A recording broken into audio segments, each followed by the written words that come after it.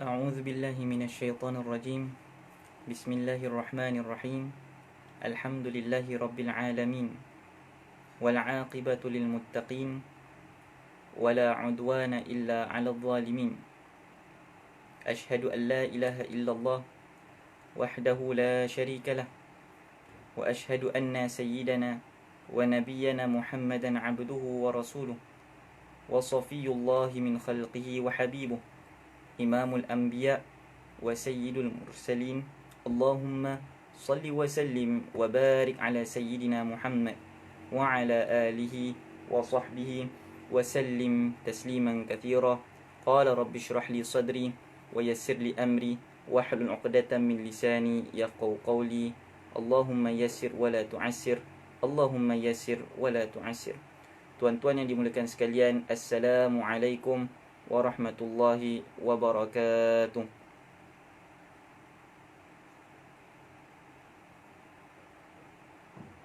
InsyaAllah, seperti mana kita punya pertemuan pada hari ini, pada setiap hari di dalam bulan Ramadan, pada jam 6 petang, kita akan membahaskan dan meringkaskan sedikit sebanyak juzuk-juzuk yang berada di dalam Al-Quran. Jadi insya-Allah kita dah selama ini 7 hari berpuasa ataupun dah nak dekat 1 minggu ya kita berpuasa. Jadi kita doalah moga seperti mana yang kita puasa setiap hari, Allah Subhanahu Wa Taala kuatkan semangat kita untuk teruskan berpuasa sampailah habis bulan Ramadan. Moga-moga kita dapatlah bersama golongan mereka yang baginda Rasulullah sallallahu alaihi wasallam sabdakan, man shama ramadana imanan wa ihtisaban ghufira lahu ma taqaddama min dhanbi. Barang siapa yang berpuasa pada bulan Ramadan dengan betul-betul mengharapkan sangat pemberian dan juga rahmat Allah Subhanahu wa taala, insya-Allah pastinya Allah Subhanahu wa taala akan mengampunkan semua dosa-dosanya seperti mana yang dia baru sahaja lahir daripada lahir kepada di dunia ini, insya-Allah. Baiklah, pada hari ini kita akan membincangkan tentang juzuk yang ke-7. Jadi kalau nak cari muka surat juzuk yang ke-7 ni macam mana tuan-tuan? Kita tak payahlah nak buka-buka Quran sangat. Ada formula dia. Ingat lagi tak formula dia? Formula untuk dapatkan juzuk Al-Quran. Siapa ingat formula untuk dapatkan juzuk Al-Quran? Tak ada hadiah lah. Soalan ni soalan biasa je lah. Tak ada hadiah. Baiklah, antara formula untuk kita nak dapatkan juzuk Al-Quran, muka surat Al-Quran tu, mungkin kalau sekarang ni saya cakap berapa muka surat juzuk yang ke-10 berapa, kita mungkin dah terpinga-pinga nak kena buka Al-Quran. Formula dia ialah yang pertama tuan-tuan yang dimuliakan sekalian, ialah kita tolak satu. Kita nak juzuk apa. Kalau katakan sekarang ni kita nak tahu juzuk 7. Jadi juzuk 7 ni tolak satu. Jadi bila juzuk 7 tolak satu, jawapan dia 6. 6 kali 20 berapa? Bila 6 kali 20 kita dapat jawapan 120. Bila dah kali 20 kita campur 2, plus tu. Jadi 122. Inilah dia kaedah formula untuk dapatkan nombor ataupun muka surat juzuk yang kita nak cari tersebut. Jadi ini apply hanya kepada Rasam Osmani sahaja ya. Baiklah tuan-tuan yang dimuliakan sekalian, insya-Allah bila kita tengok tentang perkara ini ataupun bila kita tengok tentang juzuk yang ke-7 ini, kita dapati bahawasanya juzuk yang ke-7 mempunyai surah daripada Al-An'am dan juga surah daripada Al-Ma'idah, yang mana surah Al-Ma'idah dah kita bincangkan dah pada semalam hari. Jadi hari ini insya-Allah kita akan lanjutkan perbincangan tentang surah Al-Ma'idah tersebut dan bersedikit sebanyak explore tentang surah baru iaitu surah Al-An'am, yang mana dua-dua ni ada di dalam juzuk yang ke-7. Baiklah, bila kita tengok tentang juzuk yang ke-7 ini, kita dah tahu dah muka surat dia berapa. Jadi muka surat dia ialah 122, tapi dia bermula daripada 121 bahagian yang dekat bawah. La tajidannahum ahrasan nasi ala hayatin. La tajidannahum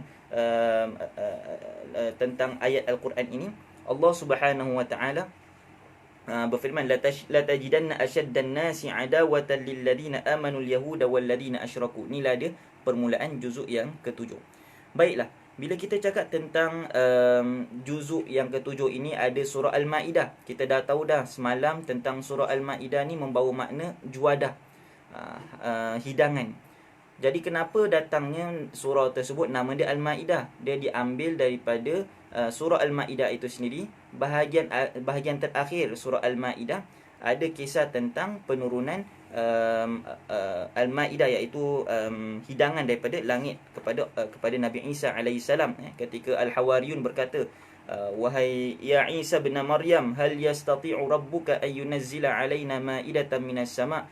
Wahai Isa anak Maryam, boleh tak Tuhan kamu turunkan juadah daripada langit untuk kita? Hawariyun ni tengah lapar lah, dia cakap dengan Nabi Isa. Dan kemudian Nabi Isa pun berkata, kamu tak bertakwa ke, kamu tak beriman ke kepada Allah Ta'ala?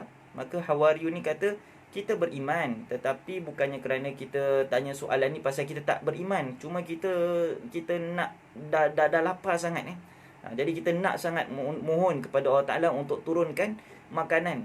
Jadi Nabi Isa pun doa. Jadi antara mukjizat Nabi Isa, turunlah juadah yang ada dekat langit tu turun ke pangkuan Nabi Isa alaihissalam dan dinikmati oleh para sahabat Nabi Isa pada ketika itu yang dinamakan sebagai Al-Hawariyin.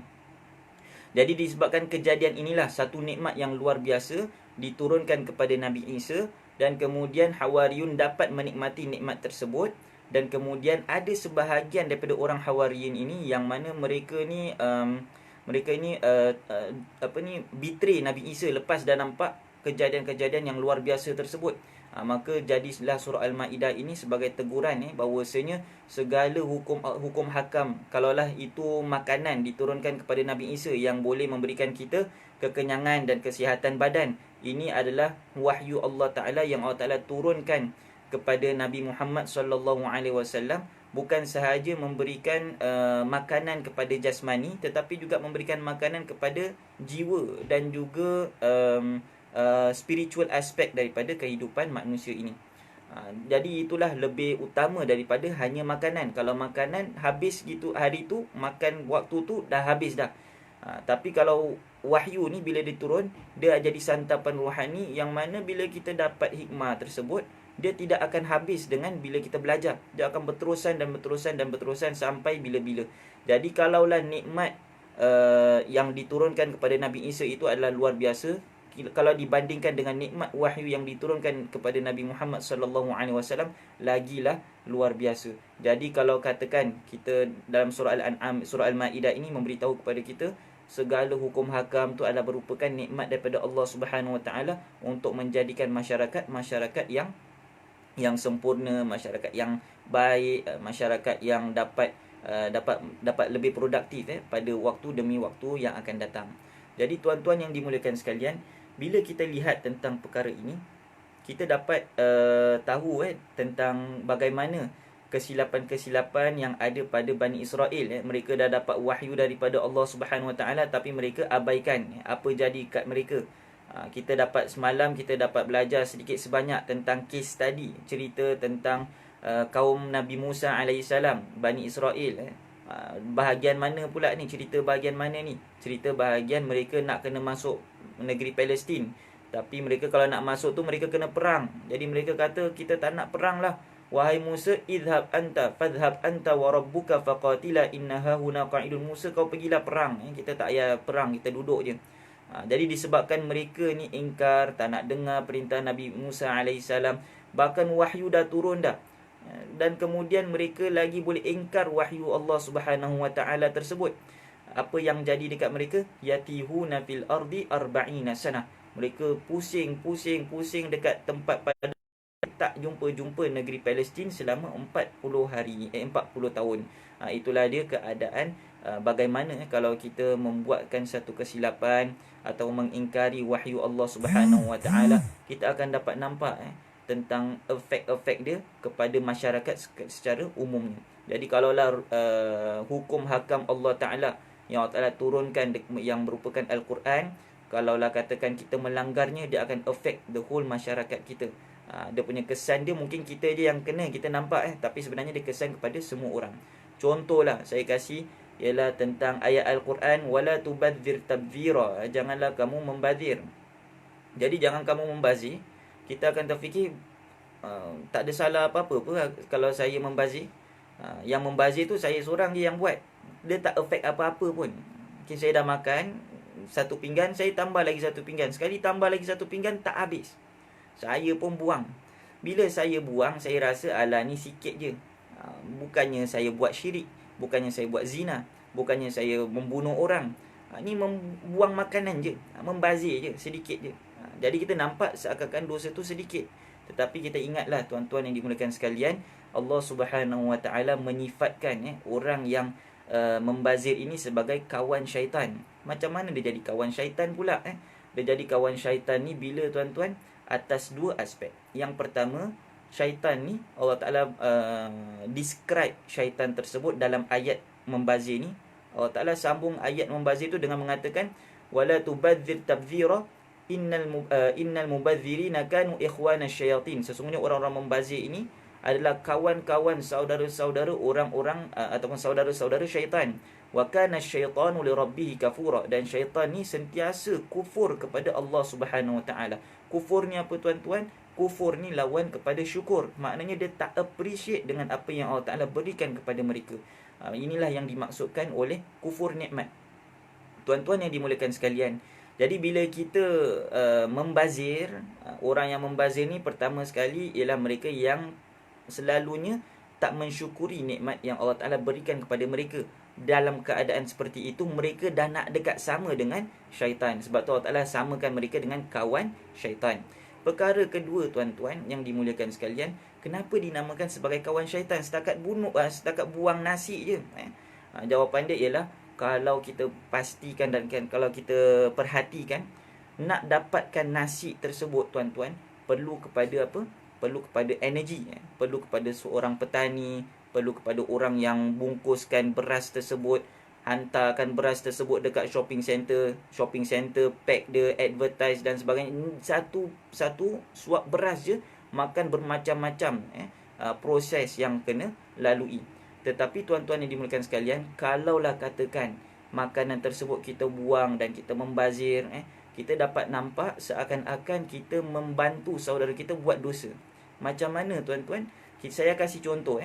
Kalaulah katakan saya ada 10 kambing, saya sembelih 10 kambing ni untuk makan. Jadi bila saya sembelih 10 kambing ni untuk makan, yang makan tu cuma 5 orang sahaja. Pastinya 5 orang ni tak dapat habiskan 10 kambing tersebut. Jadi in the end, daging-daging ekstra tu kalau mereka simpan, alhamdulillah. Tapi kalaulah mereka tak simpan, mereka buang sahaja, macam kebanyakan daripada kita ataupun saya sendirilah, bila mula-mula pergi kat buffet, dekat tempat restoran yang ada buffet lah, yang boleh ambil macam-macam makanan, saya ambil macam-macam makanan.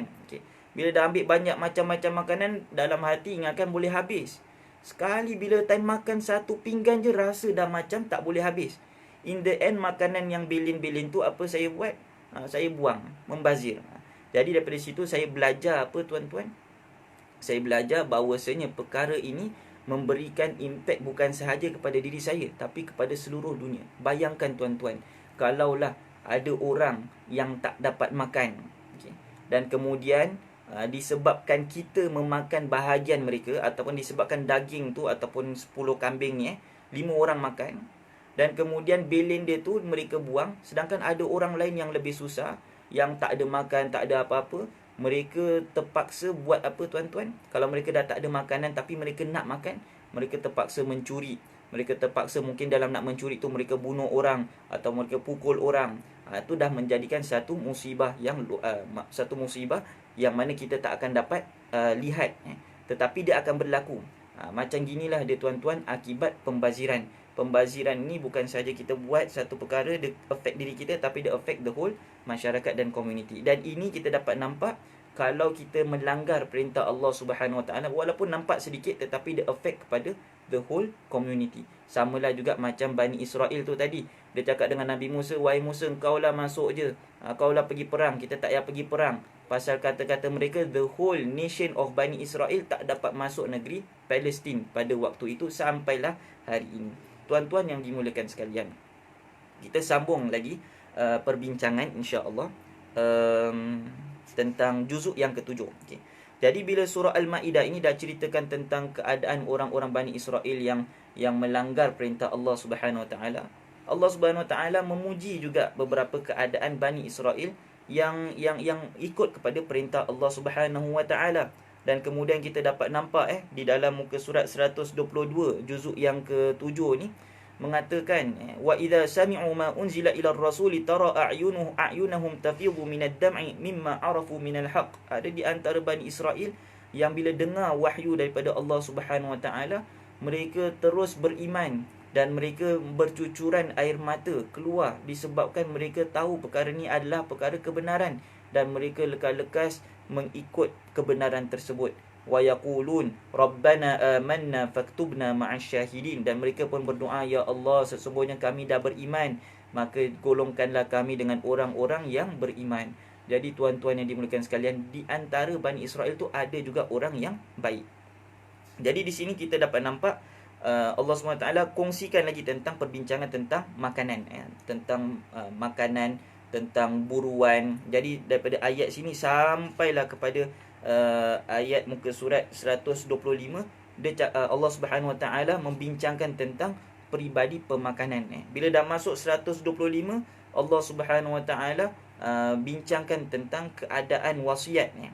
Dan kemudian Allah Subhanahu Wa Taala sambung lagi dengan cerita para nabi. Bagaimana kita kalau sebagai orang yang beriman, bila berbicara kenalah berpegang kepada apa yang kita tuturkan. Jadi inilah dia pengajaran yang dapat kita ambil daripada surah Al-Maidah. Sebab itulah surah Al-Maidah ni diakhiri dengan kisah dialog antara Nabi Isa dengan kaum dia Al-Hawariyin dan juga Allah Subhanahu Wa Taala. Jadi tuan-tuan yang dimuliakan sekalian, inilah dia surah Al-Maidah. Jadi surah Al-Maidah basically dia bincangkan tentang hukum hakam yang ada kaitan dengan national ataupun daripada skala yang besar, dan dia pun ada touch on tentang sedikit sebanyak pemakanan-pemakanan yang halal, tentang tabiat ataupun upacara manasik haji dan sebagainya. Dan ini dah membicarakan tentang apa yang perlu ada di dalam satu komuniti. Elakkanlah perkara-perkara yang boleh membuat komuniti itu berpecah belah. Antaranya apa? Antaranya ialah dengan meminum arak. Sebab tu Allah Ta'ala dalam surah Al-Maidah pun ada bincangkan, jangan minum arak. Sebab arak ni sebenarnya membuatkan kita selalu bergaduh antara satu sama lain. Innama yuridu syaitan an yuqi'a bainakumul adawata wal baghdha'a fil khamri wal maisir. Sesungguhnya syaitan ni dia suka nak tengok kita bergaduh dalam keadaan kita minum arak, berjudi dan sebagainya. Jadi syaitan punya ajakan pasti akan jadi jahat lah, akan jadi keburukan. Jadi elakkan perkara-perkara yang boleh mendatangkan kita kepada keburukan, dan juga kita ambillah kesan-kesan ataupun pengajaran yang boleh membawa kita kepada kesejahteraan, insya-Allah. Baik, dah habis dah surah Al-Maidah. Sekarang ni kita masuk surah Al-An'am. Surah Al-An'am ni tuan-tuan yang dimuliakan sekalian, very special. Kenapa saya cakap special? Surah Al-An'am ni di antara surah-surah yang panjang. Surah-surah yang panjang. Dan surah-surah yang panjang ni ada 7. Surah Al-Baqarah, surah Al-Imran, An-Nisa, Al-Maidah dan Al-An'am. Antara banyak surah-surah yang panjang ni tuan-tuan, semua turun pecah-pecah. Maksud saya pecah-pecah, dia tak turun serentak dalam satu masa. Kecuali surah Al-An'am ini. Surah Al-An'am ini diturunkan serentak dalam satu masa, melainkan beberapa ayat yang diturunkan nanti di Madinah. Jadi kita dapat tahu surah Al-An'am ni adalah antara surah yang panjang, dan antara surah yang panjang yang turun serentak. Dia adalah the only surah yang diturunkan serentak, dan dialah di antara surah ataupun the only surah yang panjang yang turun yang diiringi oleh 70,000 malaikat. Jadi bila kita baca surah Al-An'am ni, kita dapat rasa dia diarak oleh 70,000 malaikat.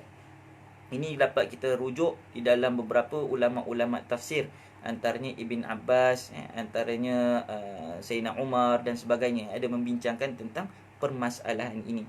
Jadi dalam surah Al-An'am ni kita dah tahu dah, dia adalah surah yang panjang dan dia turun serentak ataupun secara satu duf'ah lah, satu batch. Sekarang ni kita nak tahu apakah yang dinamakan sebagai An'am. Apa tu maksud Al-An'am? Al-An'am ni membawa makna binatang ternak. Kenapa dinamakan sebagai binatang ternak?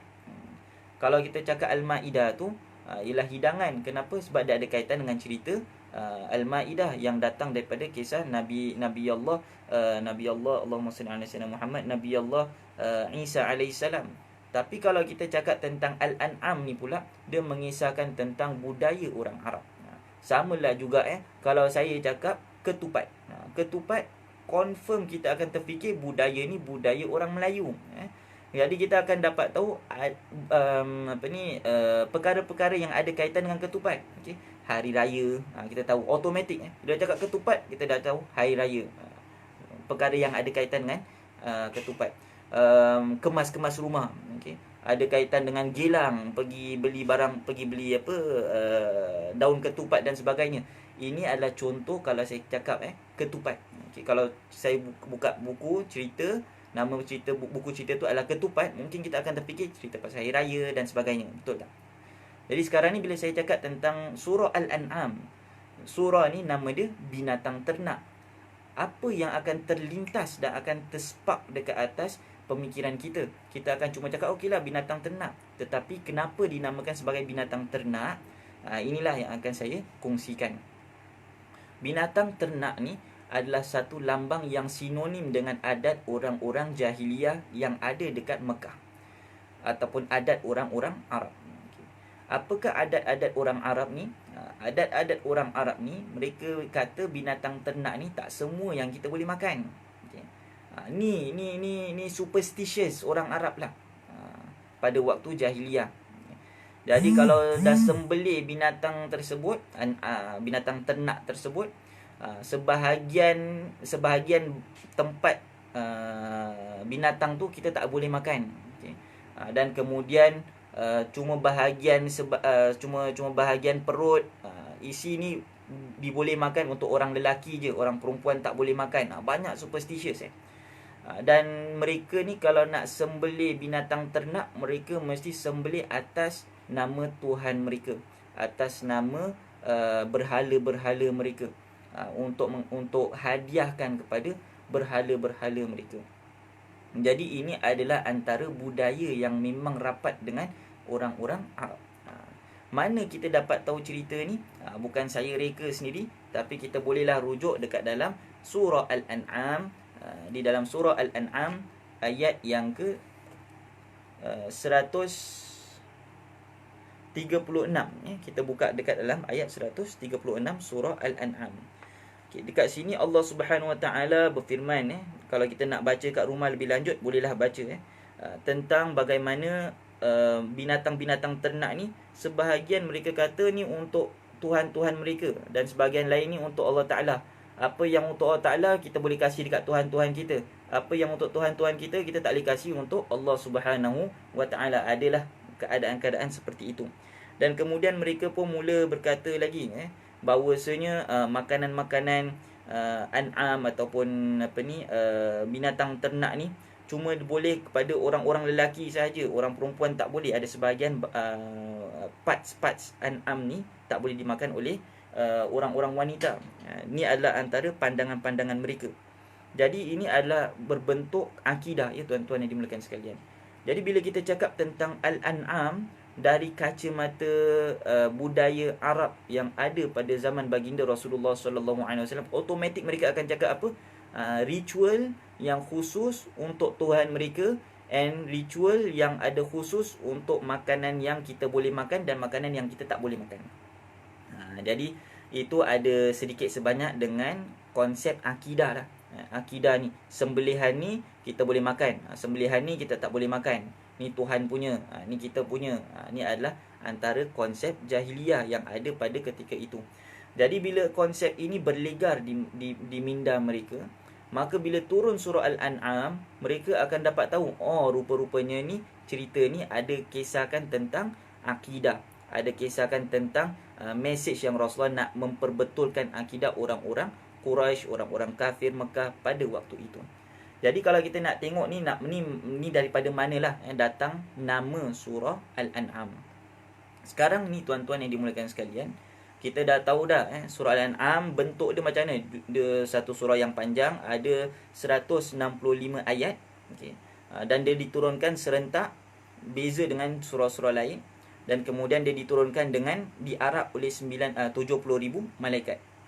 Dan surah Al-An'am ini pula bila diturunkan kita dapat nampak dia membawa nama An'am. Nama An'am ni apa? Binatang ternak. Binatang ternak ada kaitan dengan akidah, ritual orang-orang Arab dahulu. Jadi bila dia punya cerita dia yang ada kaitan dengan ritual, kita akan dapat tahu sedikit sebanyak bahawasanya surah Al-An'am ni topik perbahasan dia apa tuan-tuan? Topik dia ialah topik yang ada kaitan dengan akidah. Topik yang ada membawa kepada akidah tauhid. Okay. Topik yang ada kaitan dengan menghilangkan kesyirikan dan juga menghilangkan superstitious, khurafat, benda-benda khurafat. Okay. Dan kemudian topik yang membicarakan tentang kisah Nabi. Okay. Nabi ni tujuan dia untuk apa, kenapa dia diutuskan, perlu kita kepada Nabi dan sebagainya, ada di dalam surah Al-An'am ini. Dan kemudian yang keempat, ada kisahkan tentang hari kiamat. Okay. Bila kiamat ni jadi, bila kiamat ni berlaku, ataupun kenapa kita tak nak percaya kiamat tu ada, sedangkan dah ada bukti-bukti seperti ini. Ni semua dalam surah Al-An'am. Dan kemudian pada waktu yang sama juga membicarakan sedikit sebanyak tentang kisah-kisah para Nabi yang menguatkan lagi akidah kita. Dan pada waktu yang sama juga kita dapat nampak dia ada membicarakan dan dia membatalkan hujah-hujah tuhmahan orang-orang kafir kepada baginda Rasulullah sallallahu alaihi wasallam. Antara hujah-hujah tuhmahan mereka kepada baginda Rasulullah apa? Mereka berkata, kenapa ni Nabi tak turunkan kita wahyu? Kenapa Nabi tak daripada kalangan para malaikat? Kenapa Nabi gini? Kenapa Nabi gitu? Ini semua dah dibincangkan di dalam surah Al-An'am. Jadi tuan-tuan yang dimuliakan sekalian, bila kita dah tahu topik perbincangan surah Al-An'am berpusarkan kepada topik akidah, saya akan kongsikan pada hari ini insya-Allah sedikit sebanyak tentang beberapa riwayat daripada baginda Rasulullah sallallahu alaihi wasallam tentang bila turunnya surah Al-An'am ni. Jadi kita dah tahu dah pertama bentuk surah Al-An'am, berapa panjang. Kemudian kita dah tahu dah kelebihan surah Al-An'am, ada diturunkan serentak, beza dengan surah-surah lain. Dia punya special dia apa lagi? Surah Al-An'am ni dia adalah dia diarak oleh 70,000 malaikat. Surah Al-An'am nama dia apa? Dia disinonimkan dengan benda apa? Dan kemudian kita dapat tahu juga topik-topik perbahasan tentang surah Al-An'am. Sekarang ni kita nak masuk topik yang ke-6 ataupun subjek yang ke-6, bila turunnya surah Al-An'am ini. Jadi kalau kita tengok di dalam pertemuan-pertemuan kita sebelum ini, kita dah bincangkan tentang buku-buku tafsir antaranya tafsir Tafhim Al-Quran oleh Abul Ala Al-Maududi, antaranya tafsir Al-Quran tentang Dr. Ustaz Al-Fadil Ustaz Al-Marhum Ustaz San Haji Abr Al-Athir. Dan kemudian kita dah bincangkan juga tafsir-tafsir yang lain. Pada hari ini saya akan kupaskan sedikit sebanyak daripada tafsir yang dinamakan sebagai tafsir Tahrir At-Tahrir At-Tanwir wa Tahrir, iaitu sebuah At-Tahrir wa Tanwir, sebuah buku tafsir yang telah ditulis oleh seorang tokoh ulama contemporary, iaitu Ibn Ashur. Beliau bila menuliskan tafsir ni, beliau ambil kira juga dalam bahagian saintifik, penemuan saintifik. Beliau bukan hanya sahaja lihat daripada riwayat. Riwayat cakap, contoh saya kasih contoh. Ada riwayat yang mengatakan jarak bumi dengan langit paling dekat sekali ataupun altitude bumi, the highest altitude point of bumi dengan langit ialah Baitul Maqdis. Dia anggaran dalam 500 hari perjalanan ataupun 500 tahun perjalanan.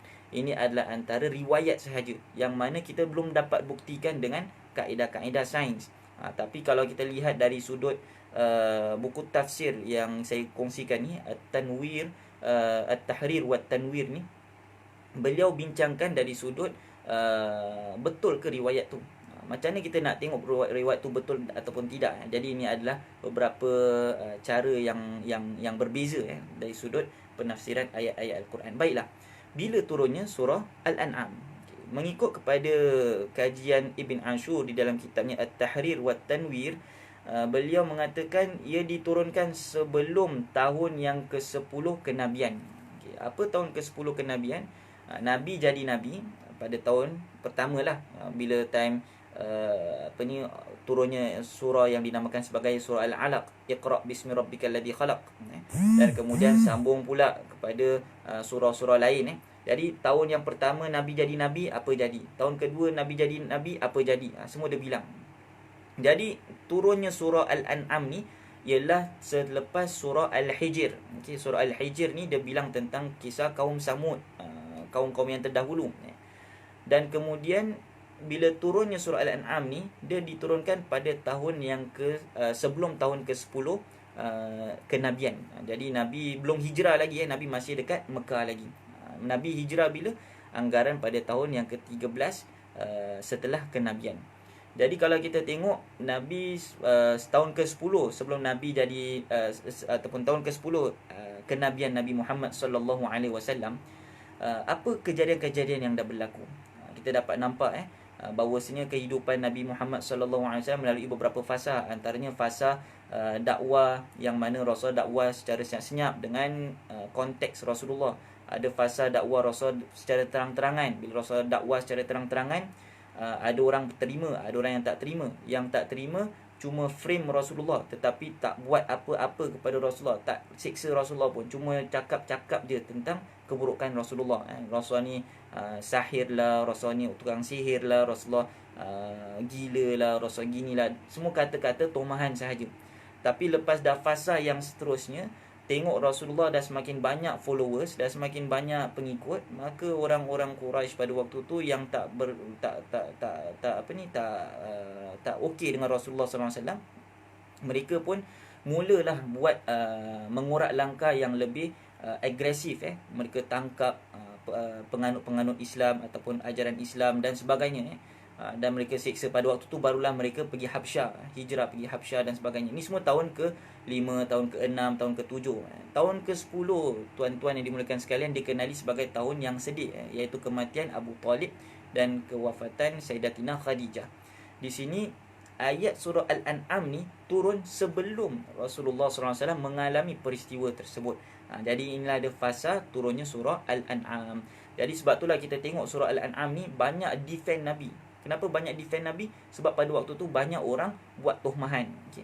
Kalaulah sekarang ni ada orang buat tuhmahan dekat kita, kemudian ada orang bela kita, kita rasa tenang sedikit. Macam gitulah surah Al-An'am ni, bila orang-orang Islam dan juga baginda Rasulullah dituhmah dan sebagainya, turun An'am, surah Al-An'am ni memberikan semangat kepada baginda Rasulullah sallallahu alaihi wasallam. Dan kemudian Allah Taala cakap, jangan takut wahai Muhammad, tengok Ibrahim, Nabi Ibrahim pun kena juga macam gini. Tapi apa Nabi Ibrahim buat? Rasul dapat psikologi daripada Allah Subhanahu Wa Taala sendiri. Jadi kita dapat nampak kelebihan surah Al-An'am ni. Jadi daripada mana kita dapat tahu? Hanya daripada kisah tentang bila turunnya surah Al-An'am tu. Jadi kita dapat tahu surah Al-An'am ni turun pada tahun ataupun tahun 10 sebelum tahun 10 sebelum hijrah, ataupun tahun 10 setelah sebelum tahun ke-10 setelah kenabian, mengikut kepada beberapa riwayat daripada Ibnu Abbas radhiyallahu anhu. Bahkan di dalam surah Al-An'am ni, di dalam mengikut beberapa riwayat daripada Sahih Al-Bukhari, dinukilkan dalam kitab yang sama juga, iaitu At-Tahrir wa Tanwir, idza sarraka an ta'lam jahlal arab, kalaulah kamu nak tahu, kalaulah kamu suka sangat nak tahu macam mana kejahilan orang-orang Arab, faqra ma fawqa 30 ba'da 100 min suratil An'am. Kalau kamu betul-betul nak tahu macam mana tahap kejahilan orang-orang Arab, bacalah ayat yang ke-130 daripada surah Al-An'am and above. Daripada situ kita dapat nampak apa kejahilan orang Arab. Mereka bunuh anak-anak mereka. Mereka kata apa? Kenapa mereka bunuh anak-anak mereka? Sebab turun, kalaulah lahir anak wanita, mereka nampak anak wanita ni adalah seakan-akan bad luck. Jadi mereka bunuh anak tersebut. Jadi ini adalah budaya orang Arab, bunuh wanita ataupun anak-anak kecil wanita. Jadi ini adalah antara budaya-budaya yang dapat kita nampak bermula daripada surah Al-An'am ayat 130 onwards. Kisah tentang Allahumma salli ala sayyidina Muhammad, penyembahan berhala, kisah tentang penyembelihan untuk berhala, kisah tentang superstitious mereka terhadap binatang ternakan. Binatang ternakan ada sebahagian ni untuk Tuhan dan sebagainya, dan kita tak dapat makan. Kalau kita makan pun sebahagian untuk lelaki, yang lain perempuan tak boleh makan dan sebagainya. Ini semua menunjukkan tentang degrading of jantina dekat dalam masyarakat Arab yang ada pada ketika itu. Tuan-tuan yang dimuliakan sekalian, jadi ini adalah antara perkara yang dapat kita lihat di dalam surah Al-An'am. Dan kemudian dalam beberapa riwayat pula mengatakan diriwayatkan daripada Imam At-Tabrani bisanadihi ila Abdullah bin Umar qala Rasulullah sallallahu alaihi wasallam nuzilat alayya suratul An'am jumlatan wahidah wa syayyaha 70,000 minal malaikah. Sesungguhnya aku ni diturunkan surah Al-An'am dalam keadaan diarak oleh 70,000 malaikat. Sebab tu kita dapat nampak ada sebahagian ulama yang mengamalkan pembacaan surah Al-An'am ayat yang pertama Alhamdulillahilladzi surah Al-An'am ayat yang pertama, Alhamdulillahilladzi khalaqas samawati wal ard wa ja'ala adh-dhulumati wan nur thumma alladhina kafaru bi rabbihim ya'dilun huwallazi khalaqakum min tinin thumma qada ajalan wa ajalun musamman indah thumma antum tamtarun wa huwallahu fis samawati wa fil ard ya'lamu sirrakum wa jahrakum wa ya'lamu ma taksibun. Ini adalah antara amalan-amalan ulama-ulama kita mereka membaca dan mengamalkan ayat ini. Baiklah, tuan-tuan yang dimuliakan sekalian, sekarang ni kita dah tahu tentang kisah tentang surah Al-An'am secara umum.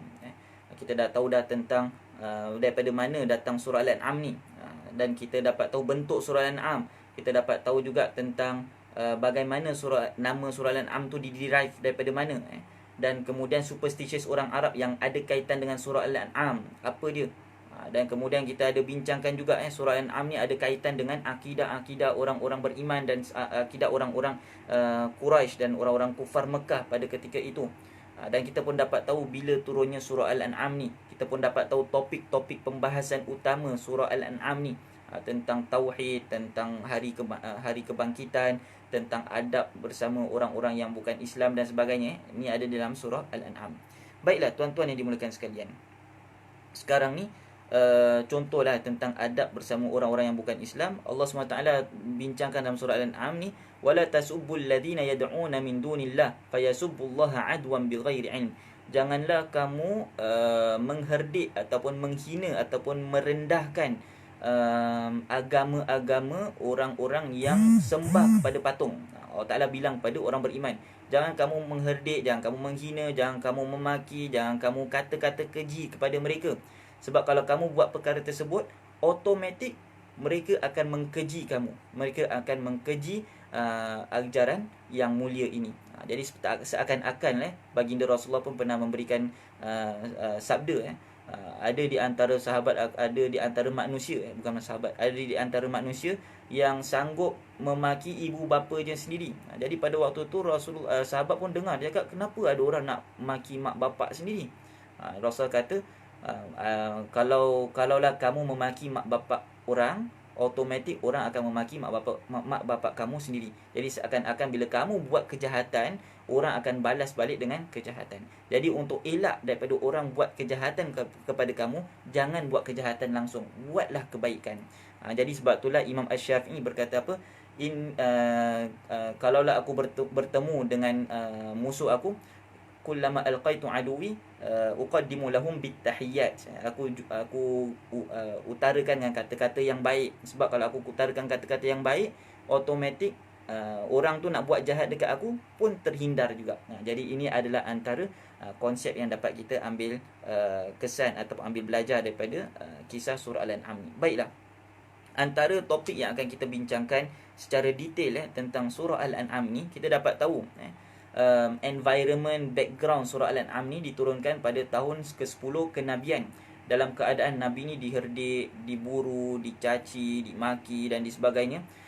Baginda Rasulullah sallallahu alaihi wasallam confirm lah akan rasa sedih. Kita sebagai manusia pun rasa sedih. Tetapi Rasulullah dapat wahyu seakan-akan Allah Ta'ala membela Rasulullah. Dan Allah Ta'ala berkata apa? Bukan Allah Ta'ala membela Rasulullah sahaja. Allah Ta'ala berkata, wahai Muhammad, kau tengok ni Ibrahim, kisah Ibrahim. Ibrahim pun kena benda yang sama juga. Ni yang akan kita kongsikan bersama insya-Allah. Kita sama-sama boleh rujuk dekat dalam muka surat 137 ayat yang ke-74. Sama-sama kita membacanya insya-Allah.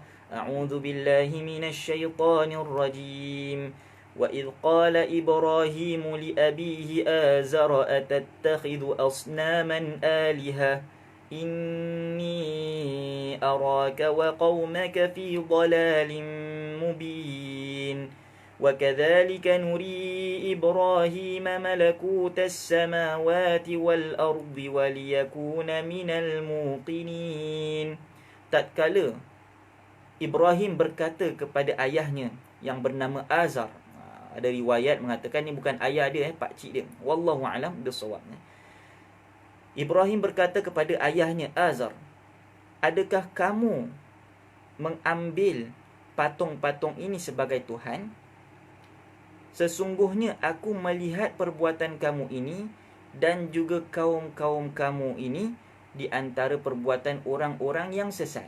Jadi seakan-akan Nabi Ibrahim berkata, kenapa nak sembah patung? Kan benda ni tak ada faedah apa-apa. Patung tu bukan dengar kita, bukan dapat berbual dengan kita. Macam ginilah seakan-akan Nabi Ibrahim berkata kepada ayahnya.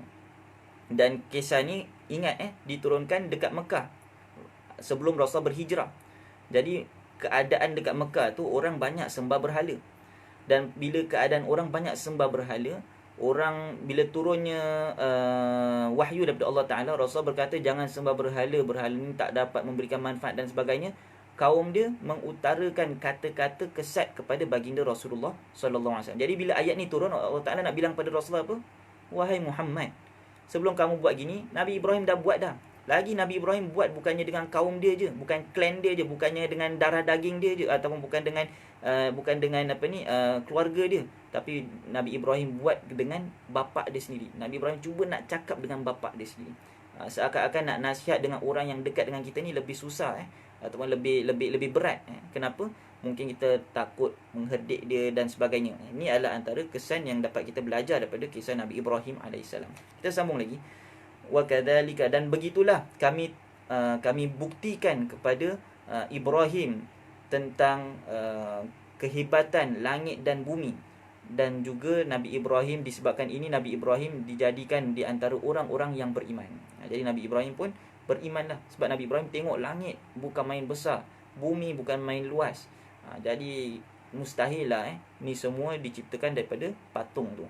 Jadi sebab itulah Nabi Ibrahim berkata, ni mesti ada higher power, iaitu Allah Subhanahu wa taala. Jadi kita sambung lagi. Falamma janna 'alaihi al-lailu ra'a kawkaba qala hadha rabbi falamma afala qala la uhibbul afilin. Dan apabila malam menjelma, Nabi Ibrahim melihat adanya bintang ataupun adanya planet-planet, bintang-bintang lah yang berkilauan. Nabi Ibrahim pun mula berkata, ini adalah Tuhanku. Apabila bintang-bintang tu hilang, Nabi Ibrahim pun berkata, aku tak sukalah orang yang hilang. Mustahil benda yang hilang ni akan jadi Tuhan. Sekejap ada, sekejap tak ada. Mustahil dia jadi Tuhan. Jadi di sini kita dapat nampak, ini adalah antara cara Nabi Ibrahim berbicara dengan kaum dia. Nabi Ibrahim bukannya cakap sahaja patung tu tak ada apa-apa, tidak. Tapi Nabi Ibrahim cakap, tengok langit yang luas ni, bumi yang besar ni, takkanlah patung yang ciptakan. Kemudian Nabi Ibrahim pun cakap, tengok bulan, tengok bintang. Bintang ni besar lah. Bintang ni mesti Tuhan kita. Jadi orang pun dah mula fikir, tapi bila bintang tu hilang, sekejap je lah hilang, Nabi Ibrahim pun cakap, mustahil dia jadi Tuhan, sebab dia dah hilang dah. Jadi seakan-akan Nabi Ibrahim ajarkan kepada kaum dia bahawasanya kita tengok konsep ataupun cara Nabi Ibrahim ajar kepada kaum dia. Nabi Ibrahim tunjukkan contoh-contoh yang dapat diambilkan practicality di sebalik contoh tersebut. Jadi kita tengok pula contoh yang seterusnya. فَلَمَّا رَأَى الْقَمَرَ بَازِغًا قَالَ هَذَا رَبِّي فَلَمَّا أَفَلَ قَالَ لَئِن لَّمْ يَهْدِنِي رَبِّي لَأَكُونَنَّ مِنَ الْقَوْمِ الضَّالِّينَ. Dan apabila Nabi Ibrahim melihat adanya bulan, Nabi Ibrahim pun berkata, inilah dia Tuhanku. Maknanya bukannya Nabi Ibrahim beriman dengan bulan, bukan Nabi Ibrahim sujud pada bulan, tidak. Ni cara seluruh Nabi Ibrahim untuk ambil perhatian kaum dia yang sembah kepada berhala ni. Okay. Jadi Nabi Ibrahim pun cakap, tengok bulan, bulan besar lah. Bulanlah Tuhan kita. Bulan kasih kita malam sejuk, sedap je. Sekali bila awan datang, cover bulan, tak nampak bulan. Jadi Nabi Ibrahim pun berkata apa? Kalaulah bulan ni tak dapat kasih aku tunjuk jalan pada waktu malam, cahaya pada waktu malam, macam manalah bulan ni nak kasih aku petunjuk untuk kehidupan aku. Jadi maka itu kita dapat nampak Nabi Ibrahim berkata, bulan ni, makhluk ni mustahil jadi Tuhan. Ni dalam surah Al-An'am. Surah Al-An'am ni tengah nak lawan superstitious orang-orang Arab. Dan surah Al-An'am ni tujuan dia diturunkan untuk defend Rasulullah. Dan tujuan surah Al-An'am ni diturunkan untuk reinstate akidah-akidah tauhid.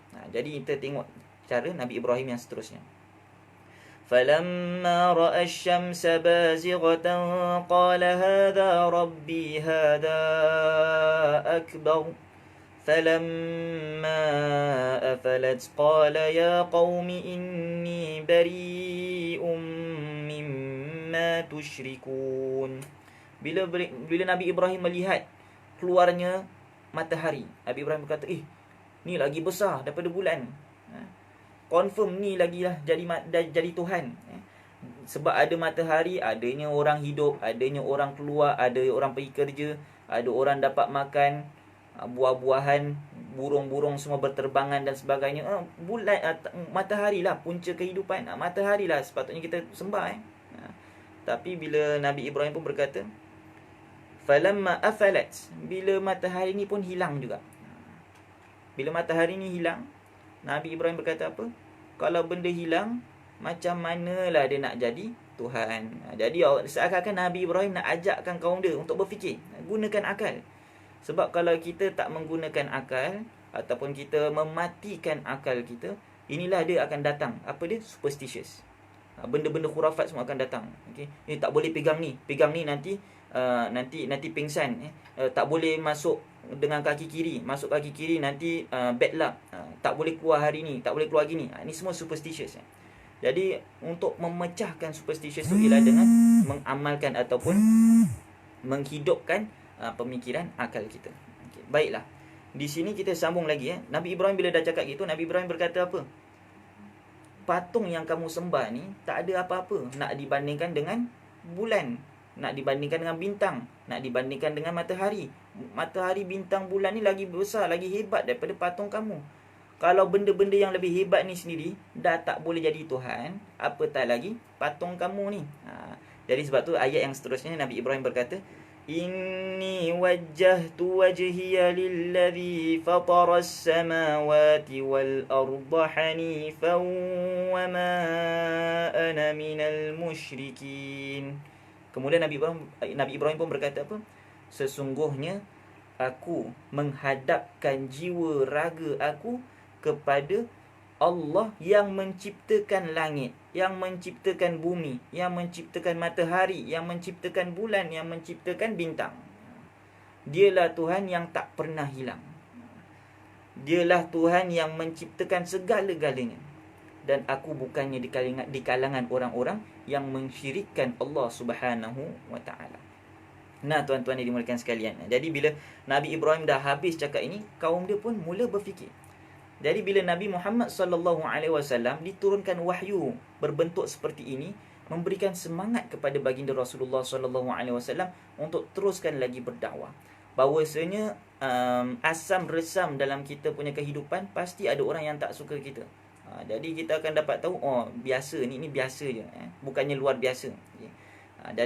Jadi bila Nabi Muhammad SAW dapat perkara ni, dia membangkitkan jiwa Nabi Muhammad sallallahu alaihi wasallam. Okay.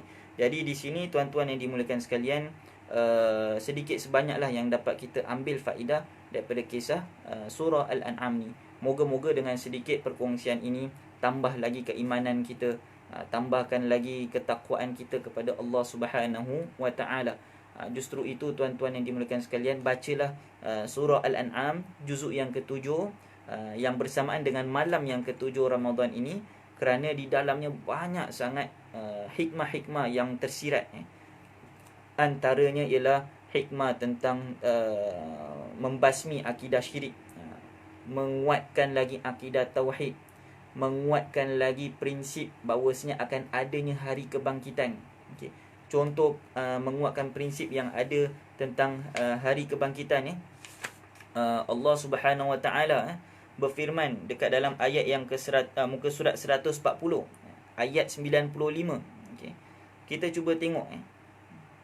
Innallaha faliqul habbi wan nawa. Sesungguhnya Allah Subhanahu Wa Taala yang menggerakkan benih-benih dan juga biji-bijian ataupun memekarkan.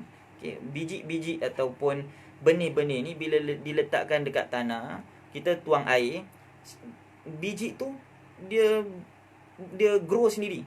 Apa yang buat dia grow? Apa yang buat dia jadi boleh keluarkan akar dan kemudian ada DNA dan semua perkara-perkara yang luar biasa berlaku sehingga kan dia boleh keluar energi, keluar pula jadi pokok.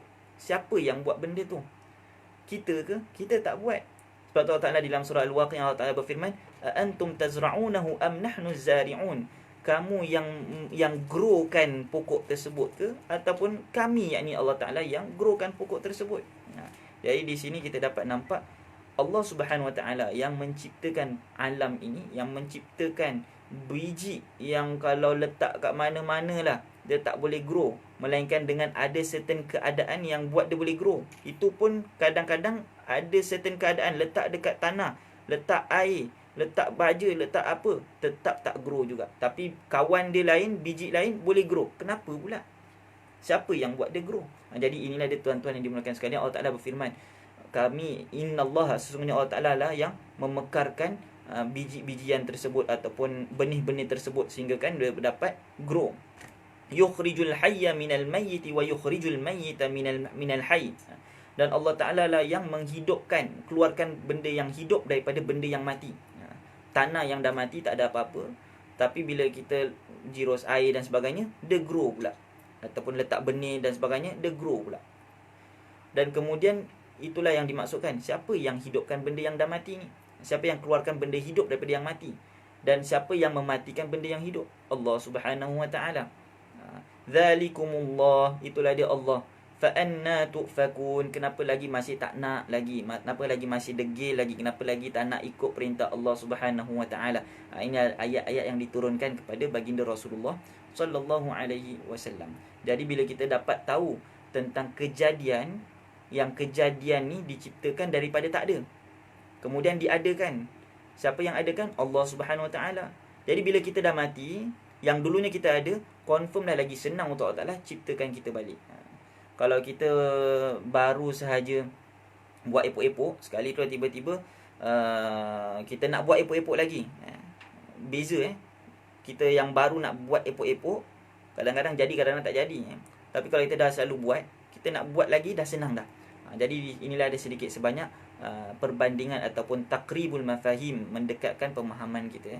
Moga-moga Allah Subhanahu Wa Taala tambahkan keimanan kita dengan kita membaca surah Al-An'am penuh dengan hikmah-hikmah yang tersirat. Bacalah, jangan tak baca.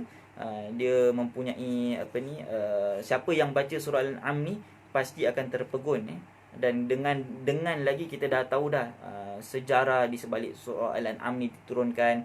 Kenapa nama dia Al-An'am, binatang ternak. Dia dinamakan binatang ternak. Saya ulang balik kenapa? Kerana bukanlah ayat ni tak ada kena-mengena dengan topik cerita dia. Tapi nama ni ada kaitan rapat dengan topik cerita. Kenapa? Sebab nama tu sendiri membawakan simbol culture dan akidah orang-orang Arab jahiliyah yang terdahulu, yang mana mereka bila dengar je tentang binatang ternak kan ada superstitious dekat situ. Ni benda gini ada certain power, tak boleh kita makan semua, sebahagian kena kasih Tuhan, dan sebahagian lain tak semua orang boleh makan, orang lelaki je boleh makan, orang perempuan tak boleh makan dan sebagainya. Ni semua ada konsep tentang kepercayaan. Jadi surah Al-An'am ni, topik discussion of surah Al-An'am ni apa tuan-tuan? Semua yang berkisarkan tentang kepercayaan. Jadi inilah dia sedikit sebanyak yang dapat kita kupaskan pada hari ini dengan secara ringkas insya-Allah. Jadi moga-moga Allah Subhanahu Wa Taala temukan kita di dalam bulan Ramadan yang akan ataupun pada hari-hari Ramadan yang akan datang dalam keadaan kita yang lebih baik insya-Allah. Yang baik dan sempurna tu daripada Allah Subhanahu Wa Taala, kekurangan tu datang daripada kekurangan diri saya sendiri. Tapi sebelum saya akhir, saya terlupa nak kongsikan kenapa An'am ni didatangkan setelah surah Al-Maidah, kan Al-Baqarah, Al-Fatihah, Al-Baqarah, okey. Kemudian Ali Imran, kemudian An-Nisa, dan lepas An-Nisa terus pula datang Al-Maidah, okey. Lepas Al-Maidah datang pula surah Al-An'am. Kenapa surah Al-An'am pula datang selepas Al-Maidah, sedangkan Baqarah Madani ataupun surah yang diturunkan setelah hijrah. Ali Imran pun sama, An-Nisa pun sama, turun selepas hijrah. Al-Maidah pun sama, turun selepas hijrah.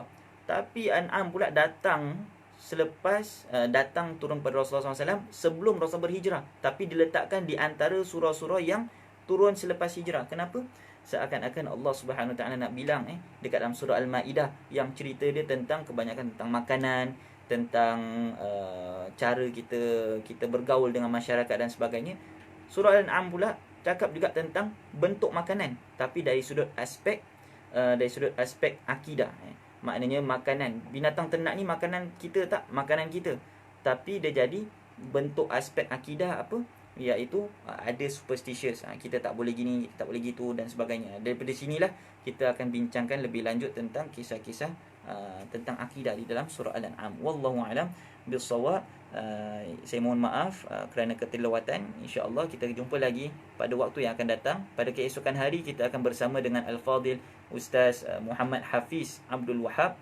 Dan kemudian hari Jumaat kita akan bersama dengan Al-Fadil Ustaz Muhammad Hafiz Rafi'i. Tuan-tuan, puan-puan dijemput hadir. Sekian, Assalamualaikum warahmatullahi wabarakatuh.